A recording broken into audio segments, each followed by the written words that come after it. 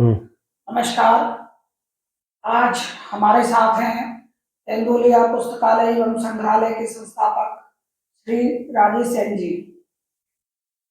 आज कर्पूरी ठाकुर की 101वीं जन्मतिथि है। आज जयंती मनाई जा रही है उनकी। आइए इस संदर्भ में हम लोग बातचीत करते हैं श्री राजेश सेन जी से। राजेश सेन जी, आपका इस कार्यक्रम में बहुत बहुत स्वागत है। सबसे पहले राजेश सेन जी ये बताइए कि कर्पूरी ठाकुर को जननायक क्यों कहा जाता है? कर्पूरी ठाकुर को जननायक कहने के पीछे उनका गरीबों के प्रति, अति पिछड़ों, आर्थिक रूप से असंपन्न लोगों के लिए कार्य करने का रहा है।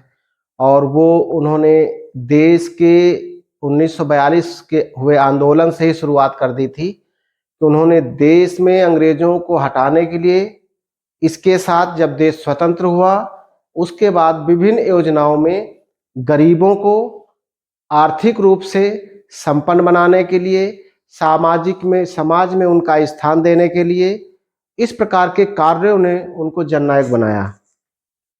राजेश सेन जी, एक हम लोग जैसे पढ़ते हैं कि वो बिहार के मुख्यमंत्री रहे और मुख्यमंत्री रहते हुए उनका जीवन बड़ा साधारण रहा, तो आप इसको किस तरीके से देखते हैं? इसका कारण ये था कि वो चाहते थे कि हमारे द्वारा 1 रुपया भी बर्बाद ना होने पाए। भले वो सरकार में रहे, 2 बार मुख्यमंत्री, शिक्षा मंत्री, उप मुख्यमंत्री, यहाँ तक कि जब बिहार में बाढ़ आई तो बाढ़ पीड़ितों के लिए भी उनकी योजनाओं के अध्यक्ष बने वो। लेकिन उन्होंने ये कभी नहीं किया कि उन रुपयों को जो गरीबों के मदद के लिए किए गए हैं या जो योजनाएं गरीबों के लिए हैं, उससे वो अपने घर या अपने परिवार या अपने जाति समाज का किसी की मदद कर सकें। वो उन्होंने जो जिसके लिए था वो उसके लिए अर्पण किया। उसके विषय में एक कहानी आती है कि इनको विदेश यात्रा में संसदीय दल के साथ जाना था, तो इनके पास एक कुर्ता, वो भी फटा हुआ, कोट था नहीं, तो इनके कुर्ते के लिए चंदा किया गया था। वो चंदा भी उन्होंने दान के उसमें अर्पित कर दिया कि जब यहाँ की जनता और लोगों के पास स्वच्छ और अच्छे कपड़े नहीं है तो मैं क्या करूंगा। तो वो उन्होंने मुख्यमंत्री धनराशि उसमें जो है अर्पित कर दिया था। तो मैं अपने दर्शकों को ध्यान इस बात के लिए भी आकर्षित करना चाहूंगा कि राजेश कुमार सेन जी ने ये पुस्तक लिखी है, समाजवादी जननायक कर्पूरी ठाकुर। राजेश सेन जी, मैं आपसे ये जानना चाहूंगा कि आप को ये पुस्तक लिखने की प्रेरणा कैसे हुई और कैसे आप जो है जननायक कर्पूरी ठाकुर जी से प्रभावित हुए? जब मैं 12th में पढ़ता था तो ये बात होगी लगभग 93 के आसपास की, 93-94 की।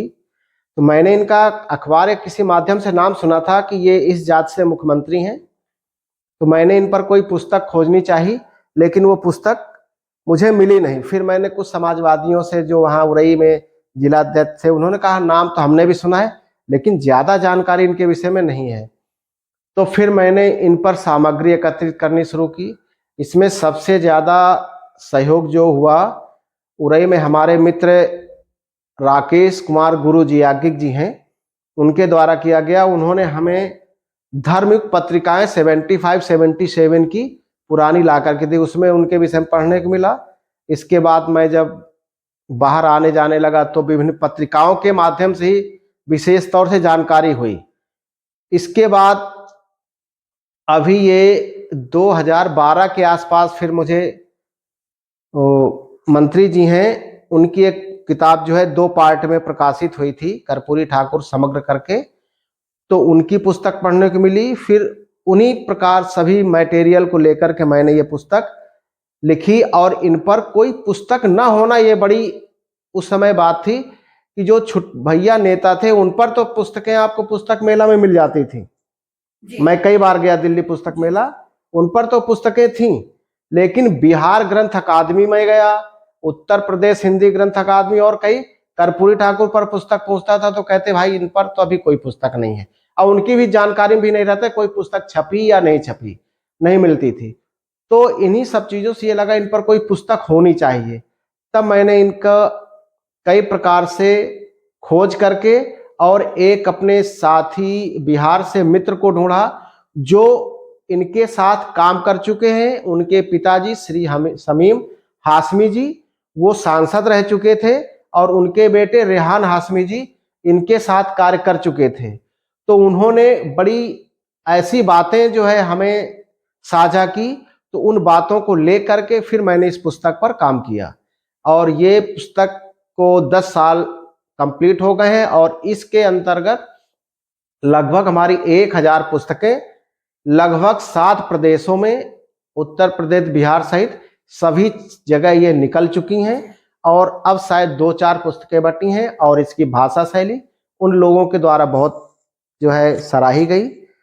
तो इस प्रकार से इनके किए गए और पिछले वर्ष 2024 में भारत सरकार नरेंद्र मोदी जी के द्वारा प्रधानमंत्री हमारे, उन्होंने इनके विषय में जब जाना ये किया तो उन्होंने किया कि इनको भारत रत्न देने की घोषणा की, ये जो कि बहुत ही महत्वपूर्ण सराहनीय और मतलब वो शब्द नहीं कहे जा सकते कितना बड़ा कार्य उन्होंने कर दिया इस व्यक्ति के लिए कि जिस व्यक्ति को कोई तवज्जो नहीं देता तो समय, जो पहले गाली देते थे आज वही उनकी फोटो पर माला चढ़ाने के लिए जगह तलाशते हैं बिहार में।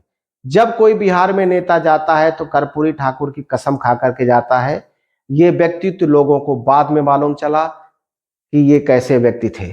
इनके विषय में गरीबों के प्रति, अन्य लोगों के प्रति विभिन्न प्रकार की कहानियां प्रचलित हैं जो अब धीरे धीरे विभिन्न प्रकार के संस्मरणों के द्वारा आएंगी। तो हम इस प्रकार से राजेश सर जी ये कह सकते हैं कि सच्चाई के मार्ग पर थोड़ी कठिनाई जरूर आती है लेकिन अंततोगत्वा उसका फल जरूर प्राप्त होता है। हाँ जी, ये बिल्कुल सत्य है।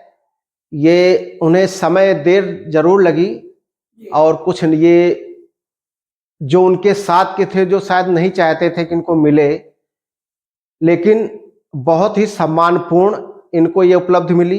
भिखारी ठाकुर की कुछ लाइनें हैं कि जब हम इस संसार से चले जाएंगे तब हमारा नाम लिया जाएगा।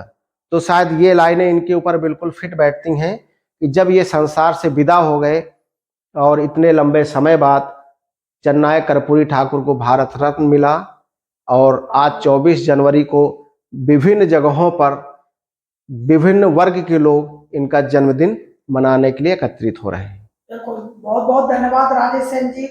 आज हमारे साथ राजेश सेन जी रहे जिन्होंने जननायक कर्पूरी ठाकुर के विषय में प्रकाश डाला।